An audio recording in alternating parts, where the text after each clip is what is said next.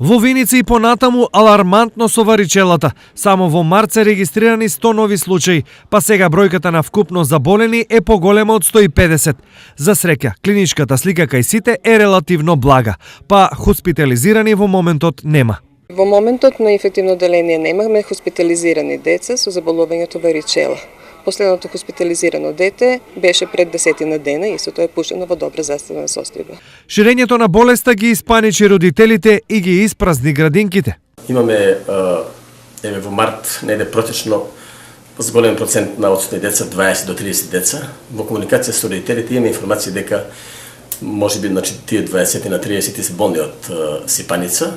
Освен болните, во градинка веќе не доаѓаат ниту оние кои варичела немаат. Поголем број на деца отсуствуваат, иако се здрави, поради тоа што родителите намерно не сакаат да ги донесуваат во градинката да не се заразат од сипаница. Загриженоста е разбирлива зашто варичелата е лесно пренослива, а вакцинацијата не беше задолжителна. Вакцината за заболувањето варичела не е во редовниот календар за вакцинации и се вакцинираат само деца кај кои има исклучително индикација за примање на таа вакцина. Секако дека вакцината е и достапна и во идниот период се планира и воведување на истата во редовниот календар, поради тоа што е тоа задолжително прележувањето на оваа болест.